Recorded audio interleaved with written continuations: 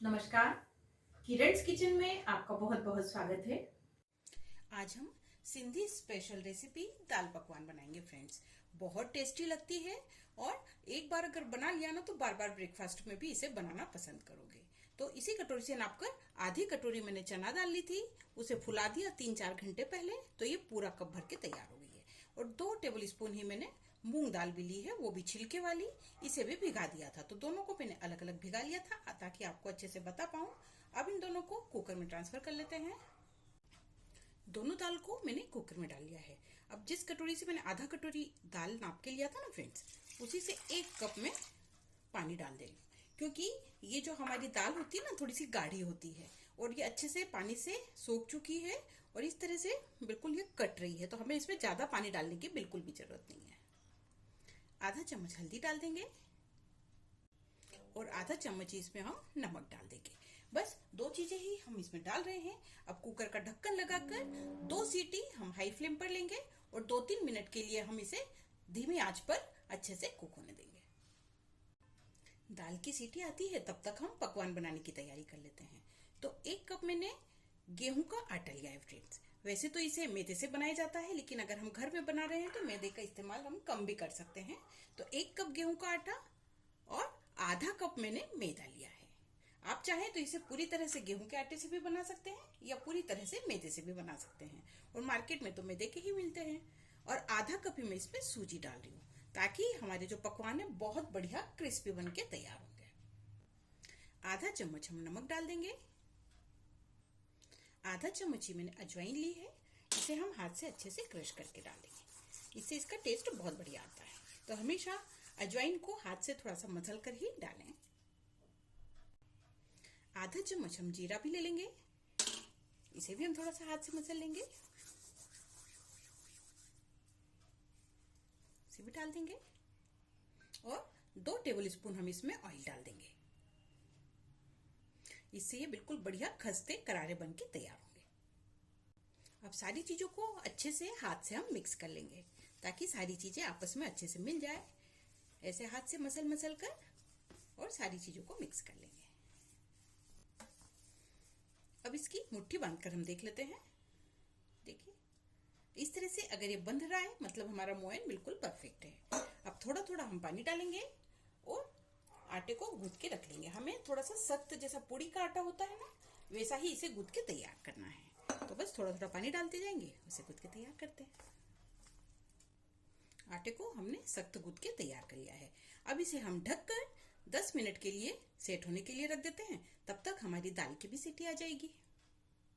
आटे ने अच्छे से रेस्ट कर लिया है, एक बार और अच्छे से इसे हम मसल लेंगे। देखिए कितना बढ़िया ये कड़ा सा हमारा आटा बनके तैयार हुआ। पूड़ी बनती है ना, बस वैसा ही हमने इसको तैयार किया है। तो बस इस तरह से हमने इसे तैयार कर लिया। अब इसकी हम छोटी छोटी लोई तोड़ लेंगे। वैसे जो हम मठरी बनाते हैं ना फ्रेंड्स, तो ये मठरी जैसा ही इसका प्रोसेस है। हम इसको थोड़ी सी बड़ी ले लेते हैं, तो हम इसकी लोई पूड़ी की लोई से थोड़ी सी बड़ी वाली तोड़ के रख लेंगे इस तरह से। आप अगर छोटी चाहें तो छोटी भी कर सकते हैं। और ये जो लोई रहेगी इसे हम अच्छे से गोल बना लेंगे इस तरह से। ये देखिए इस तरह से हम लोई बना लेंगे। और आप देख सकते हैं कि हाथ में हल्का सा ऑयल है क्योंकि हमने आटे में मोयन डाला है। तो अब बेलते समय हमें इसमें सूखा आटा बिल्कुल भी लगाने की जरूरत नहीं पड़ेगी। अब इसे पूड़ी से थोड़ा सा बड़ा साइज का मैंने बेल लिया है। और देखिए सूखा आटा हमने नहीं लगाया है, लेकिन ये आराम से बेल गया है। और फ्रेंड्स कभी कभी क्या होता है कि ये इसका शेप थोड़ा सा बदल जाता है, तो एक साइज के हमारे नहीं बनते। तो आप कोई भी साइज का, जिस साइज का आपको पकवान बनाना है ना, तो उस तरह से कोई भी बर्तन ले लीजिए, कटोरी, ग्लास या कोई छोटा साइज का डिब्बा। इसे हम इस तरह से काट लेंगे, आसपास का हम आटा हटा लेंगे। तो आप देखिएगा कितना बढ़िया एक ही साइज के हमारे सारे पकवान बन के तैयार हो जाएंगे। आप एक फॉर्क या चाकू ले लेंगे फ्रेंड्स और इसे इस तरह से प्रिक कर देंगे। छेद होने के कारण ये फूलेंगे नहीं, ताकि और बढ़िया वाले क्रिस्प बन के तैयार हो जाएंगे। तो बस इस तरह से पूरा हम इसमें ऐसे छेद बना देंगे। चाकू की सहायता से भी बहुत अच्छे से बन जाते हैं। उम्मीद करती हूँ कि आपको रेसिपी जरूर पसंद आएगी। इस तरह से हमने इसे प्रिक कर दिया है। कढ़ाई में मैंने ऑयल भी गर्म होने के लिए रख दिया है। कढ़ाई में अच्छे से ऑयल भी गर्म हो गया है। गैस की फ्लेम को हमने मीडियम पे रख दिया है फ्रेंड्स, और इसे हम इस तरह से डाल देंगे।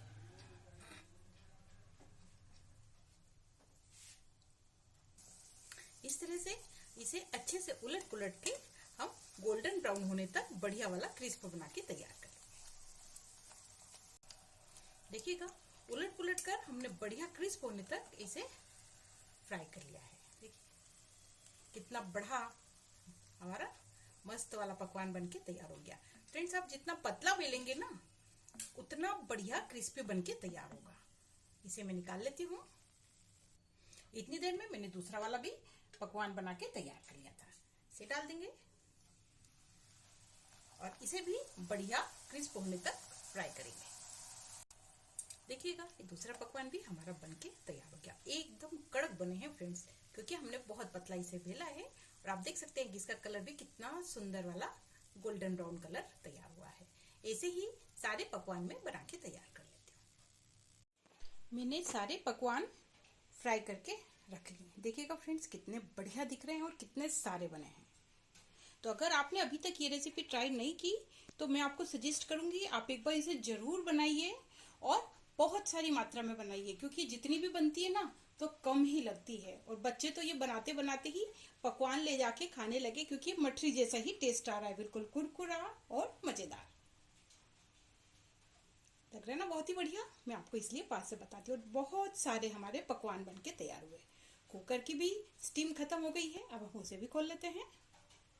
कुकर का ढक्कन भी अब हमने खोल लिया है, और आप देख सकते हैं कि हमने पानी कम डाला था ना फ्रेंड्स, क्योंकि पकवान के साथ में जो दाल खाई जाती है ना वो थोड़ी सी गाढ़ी रहती है, पतली नहीं होती है।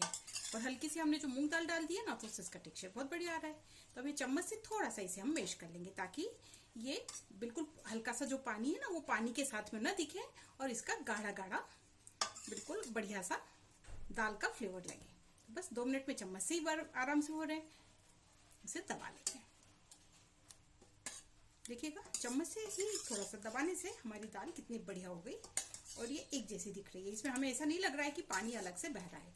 और अगर आपकी इसमें थोड़ा सा पानी ज्यादा हो तो आप गैस को धीमी आंच पर रखकर उसे थोड़ी सी देर और कुक कर लें, ताकि वो अच्छे से गाढ़ी हो जाए। तो बस ऐसा ही टेक्सचर हमें दाल का चाहिए। अब इसे हम एक बर्तन में निकाल लेंगे। दाल को मैं सर्विंग बाउल में शिफ्ट कर लेती हूँ। और आप देखिए कितनी बढ़िया हमारी दाल बनके तैयार हुई है। लग रही है ना एकदम गाढ़ी, और पकवान के साथ यही खाने में बहुत बढ़िया लगती है। अब हम इस दाल में थोड़े से प्याज डालेंगे फ्रेंड्स, कच्चे वाले प्याज। अगर आप खाते हैं तो आप जरूर डालिएगा, इससे इसका टेस्ट बहुत अच्छा आता है। तो बस थोड़े से प्याज डाल लिए हैं। थोड़ा सा हम बारीक कटे हुए टमाटर भी डाल देंगे,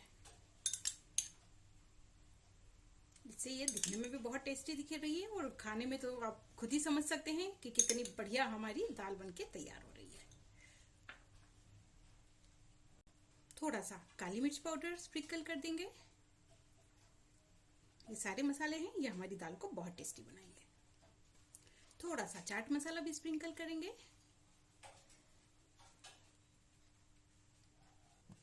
अब हम दाल के लिए तड़का तैयार कर लेते हैं। तो मैंने तड़का पैन रख दिया है गैस पे, और 2 चम्मच में इसमें घी डाल दूंगी। आप चाहें तो ये ऑयल भी इस्तेमाल कर सकते हैं। इसमें आधा चम्मच हम जीरा डाल देंगे, अच्छे से चटकने देते हैं। अब मैंने 1 हरी मिर्च को छोटा छोटा बारीक बारीक कट करके रखा है, और 2 हरी मिर्च को मैंने इस तरह से लंबा कट कर लिया है, ताकि बच्चों को अगर खाने में मिर्च लगे तो वो लंबे वाले जो मिर्च अपनी कटी हुई है उसे वो अलग कर दें। इसे भी हम 1-2 मिनट के लिए अच्छे से फ्राई कर लेंगे।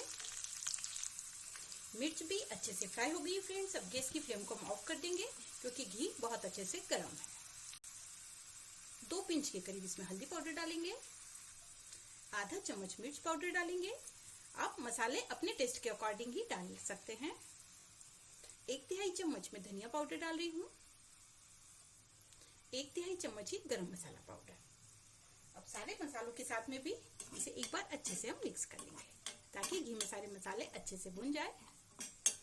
और अब इस बघार को हम दाल में डाल देंगे।